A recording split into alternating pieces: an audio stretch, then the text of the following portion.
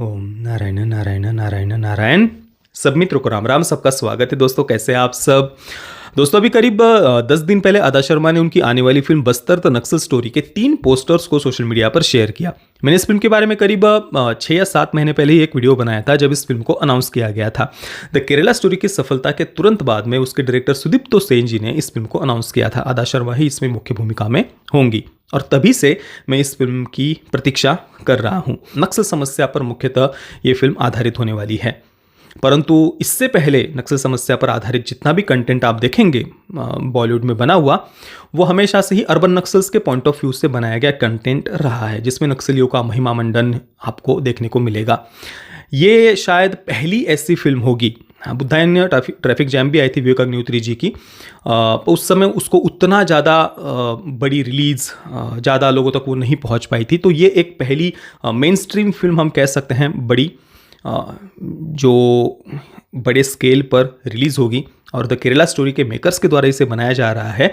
इस कारण से अपने आप ही इसको लेकर लोगों में उत्सुकता भी होगी, ऐसा मेरा अनुमान है। और मैं तो चाहूँगा कि सभी इस फिल्म को अवश्य देखें। अब ये फिल्म इतनी ज़्यादा महत्वपूर्ण क्यों है? जैसे कि मैंने कहा पहले, बॉलीवुड का ये मुख्य एजेंडा ही रहा है नक्सलियों के प्रति सिंपैथी पैदा करना, उनको क्रांतिकारियों के रूप में प्रस्तुत करना। ऐसा क्यों? तो ये कोई बहुत बड़ा रॉकेट साइंस नहीं है।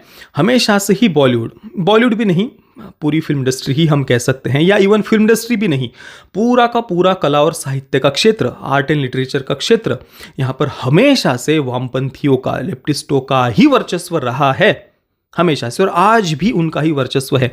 कोई कण मात्र भी बदलाव मुझे तो कम से कम दिखाई नहीं देता भाई, कण मात्र भी। हाँ, अगर किसी को लग रहा हो कि बदलाव ना भाई, अगर वर्ष में कोई इक्का दुक्का अच्छी फिल्म आ जाती है द कश्मीर फाइल्स या फिर द केरला स्टोरी की तरह, तो उसे मैं तो कम से कम बदलाव नहीं कह सकता कोई इक्का दुक्का फिल्म को देख करके।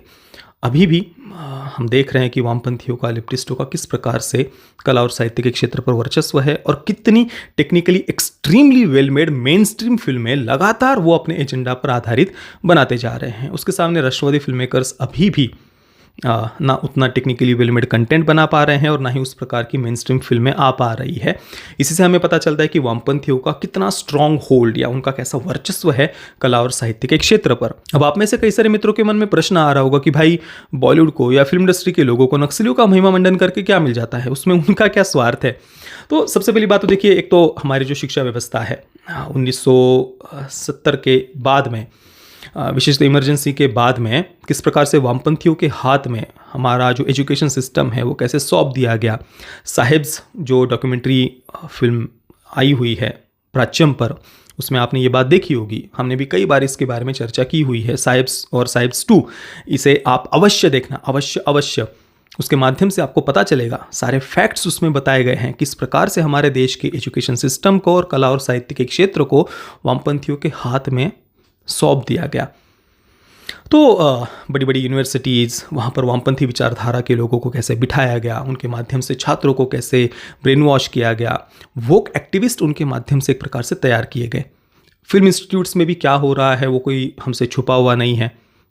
तो लगातार इस प्रकार से बच्चों का ब्रेन वॉश करके उनको अगर वोक एक्टिविस्ट बनाया जाएगा तो स्वाभाविक सी बात है, सिस्टम के अत्याचारों के कारण कोई नक्सली बन रहा है, कोई आतंकवादी बन रहा है, यही बातें उनके दिमाग में सिस्टमैटिक वे में डाली जाती है और फिर वही बातें फिल्मों के माध्यम से निकलकर सामने भी आती है। इसके पीछे और भी बहुत सारी बातें, बहुत सारे एजेंडाज वामपंथियों के, अर्बन नक्सल्स के होते हैं। 70-80 के दशक में अगर आप देखेंगे तो उस समय डाकुओं का महिमा मंडन, उसके बाद में धीरे धीरे नक्सलियों का महिमा मंडन शुरू हुआ। फिर सन 2000 के बाद में, विशेषतः 2004 के बाद में, फिर आतंकवादियों को जस्टिफाई करने का प्रयास, ये सब कुछ सिस्टमैटिक वे में इंडस्ट्री में किया गया। और नक्सलियों का महिमा मंडन और आतंकवाद को जस्टिफाई करना, ये तो अभी भी बॉलीवुड के मुख्य फिल्म इंडस्ट्री के मुख्य एजेंडाज में ये सारी बातें हम देख सकते हैं। अब इस फिल्म में नक्सल समस्या पर यह फिल्म आधारित है और स्वाभाविक सी बात है, कोई अर्बन नक्सल्स के पॉइंट ऑफ व्यू से तो ये बनी नहीं है। सही मायने में नक्सल समस्या, उसके पीछे का कारण इस फिल्म में हमें देखने को मिलेगा। मैं तो चाहूँगा कि काफ़ी डीप ऐसा पॉलिटिकल डिस्कशन हमें इस फिल्म में देखने को मिले। सन 2010 में बस्तर में जो दंतेवाड़ा में नक्सलियों का जो कायराना हमला हुआ था, उसमें हमारे 76 जवान, सीआरपीएफ के जवान वीर गति को प्राप्त हुए थे। 76 और उसके बाद में जेएनयू में जश्न मनाया गया था, वामपंथियों ने सेलिब्रेट किया था हमारे 76 जवानों की वीर गति को प्राप्त होने को। और ये मतलब वो कोई छुप कर सेलिब्रेट करते हैं ऐसी बात नहीं है, मेन स्ट्रीम फिल्में बनाकर इसको सेलिब्रेट किया गया। चक्रव्यूह जैसी फिल्म इसका उदाहरण है, उसके बारे में मैंने कई बार चर्चा की हुई है, अलग से उस पर मैंने वीडियो भी बनाया हुआ है। फिल्में बनाकर सेलिब्रेट किया गया। कल ही रात को मैं लाइव आया था तो एक मित्र उनका कमेंट में पढ़ रहा था, उन्होंने बताया कि किस प्रकार से ऐसी फिल्में जब एक 15, 16, 17 साल का युवा बच्चा जब वो देखता है ऐसी फिल्में, तब उसके मन पर अपने देश, अपने सिस्टम, हमारे सुरक्षा बल, उनकी क्या इमेज बनती है। तो ऐसी फिल्में बच्चों को, युवाओं को वोक एक्टिविस्ट बनाने का एक बहुत बड़ा साधन, हथियार होती है। बच्चों के दिमाग में ये बातें डाली जाती है नक्सलियों को क्रांतिकारी दिखाने के लिए, कि वो जैसे कोई बहुत महान कार्य कर रहे हैं, ये दिखाने के लिए बार बार दिखाया जाएगा कि भारत सरकार या फिर जो हमारे सुरक्षा बल है वो आदिवासी समाज पर अत्याचार करते हैं और नक्सली उनके अधिकारों के लिए लड़ रहे हैं। ये झूठा नैरेटिव अर्बन नक्सल्स का, वामपंथियों का फिल्मों के माध्यम से दिमाग में बच्चों के डाला जाता है। और स्वाभाविक सी बात है कि इस प्रकार से इमोशनल ब्लैकमेल किया जाएगा बच्चों को, युवाओं को, उनको इस प्रकार से ब्रेन वॉश किया जाएगा कि वो बातें जब हम इतनी बड़ी स्क्रीन पर देखते हैं, एक कहानी जब हम देखते हैं, किसी कैरेक्टर्स के साथ हम जब जुड़ते हैं, उसके इमोशंस को जब हम अंदर फील करते हैं, तो स्वाभाविक सी बात है वो हम अंदर बहुत एक सुप्त मन में वो बातें असर करती है। एक देखने का दृष्टिकोण बदल जाता है सुरक्षा बलों की तरफ, देश की तरफ, सिस्टम की तरफ। और इसके पीछे बहुत बड़े स्वार्थ हैं।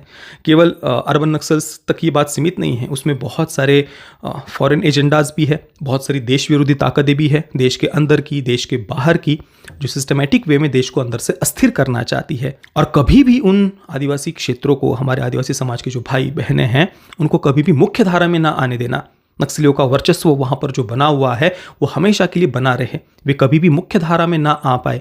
फिर उसके पीछे मिशनरियों का भी बहुत बड़ा हाथ होता है। फॉरेन फंडिंग से काम करने वाले कई सारे NGOs है, मिशनरीज है, जो इन नक्सल प्रभावित क्षेत्रों में जाकर कन्वर्जन करते हैं। ये बातें किसी से छुपी हुई नहीं है। जिन नक्सल प्रभावित क्षेत्रों में हमारे जवान भी जाते हैं तो उन पर भी अटैक होता है नक्सलियों की तरफ से, वहाँ पर मिशनरीज जाकर कन्वर्जन करते हैं। ये धड़ल्ले से, वर्षों से, दशकों से देश में होता आ रहा था।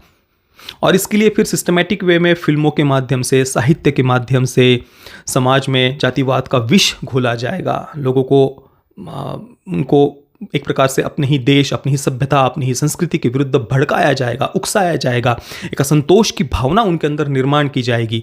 इसका फ़ायदा फिर जो देश विरोधी ताकतें हैं, फॉरेन फंडिंग से काम करने वाले मिशनरीज है, नक्सली है, पूरा इनका जो इकोसिस्टम है वो इसका फ़ायदा उठाता है। जो फिल्म मेकर्स हमारे संतों को झूठी फिल्में बनाकर, झूठी वेब सीरीज़ बनाकर उनके विरुद्ध षड्यंत्र करते हैं, झूठ फैलाते हैं हमारी सभ्यता, हमारे संतों के विरुद्ध, वही फिल्म मेकर्स आप देख लेना नक्सलियों का भी कैसे महिमा मंडन करते हैं। जो नक्सली कैंप्स सही मायने में बलात्कार के अड्डे हैं, ये खुद एक्स नक्सलियों ने ही ये बातें कही हुई है कि ये नक्सलियों के कैंप कैसे बलात्कार के और वाइफ स्वैपिंग के अड्डे हैं। कितने कितने काले कुकर्म वहाँ पर सारे के सारे नक्सली कैंप्स में होते हैं। परंतु फिर भी उन नक्सली कैंप्स को क्रांतिकारियों के अड्डों के रूप में दिखाया जाएगा और हमारे निर्दोष संतों के विरुद्ध ये प्रोपेगेंडा स्प्रेड करते हैं। बहुत बड़े बड़े षड्यंत्र हमारे देश में स्वतंत्रता के बाद में हुए हैं। पिछली सोशलिस्ट और सेक्युलर माइंडसेट की जो सरकारें हैं, उन्होंने ये सारे जो विवाद है, प्रॉब्लम्स है, अलगाववाद की हो समस्या हो, नक्सलवाद की समस्या हो, आतंकवाद की समस्या हो, इनमें घी डालने का ही हमेशा से काम किया। इसमें उनके भी पॉलिटिकल, राजनीतिक स्वार्थ सिद्ध हो रहे थे देश की सेक्युलर और सोशलिस्ट माइंडसेट की सरकारों के। उनको सत्ता में बने रहने के लिए स्वाभाविक सी बात है, जो राष्ट्रवादी है उनको हमेशा अगर सत्ता से दूर रखना है, और सोशलिस्ट और सेक्युलर माइंडसेट की जो सरकार है उनको अगर सत्ता में बनाए रहना है, तो उनका सबसे बड़ा टारगेट, उद्देश्य क्या होगा कि बहुसंख्यक समाज को कैसे ना कैसे बांटो, तोड़ो, जातिवाद के नाम पर तोड़ो, तथाकथित सेक्युलरिज्म के नाम पर माइनॉरिटी अपीजमेंट करके, या फिर लिबरलिज्म के नाम पर बच्चों को अपने पेरेंट्स से तोड़ करके, सो कॉल्ड फेमिनिज्म के नाम पर स्त्री और पुरुष इनको लड़वाओ, कम्युनिज्म के नाम पर गरीब, किसान, मजदूर इनको बस सामने से उनको दिखाओ कि जैसे आप उनके हक की बात कर रहे हो, पर उनको ही अनारकी, अराजकता स्प्रेड करने के लिए टूल के रूप में यूज़ करो। तो इन सब के माध्यम से कैसे न कैसे बहुसंख्यक समाज को तोड़ना है, ताकि राष्ट्रवादी विचारधारा हमेशा से सत्ता से दूर रहे और ये सोशलिस्ट सेक्युलर माइंडसेट की सरकारें, उनका राजनीतिक स्वार्थ सिद्ध होता रहे। और इसी कारण से ये आतंकवादियों के प्रति सिंपैथी पैदा करना, नक्सलियों को क्रांतिकारी दिखाना, ये सारे एजेंडाज आपको देखने को मिल जाएंगे फिल्मों में। तो ये बस्तर जैसी फिल्में इस ट्रेंड को तोड़ने में सफल होंगी। सही मायने में उस समस्या को सामने रखा जाएगा, ऐसा मेरा अनुमान है।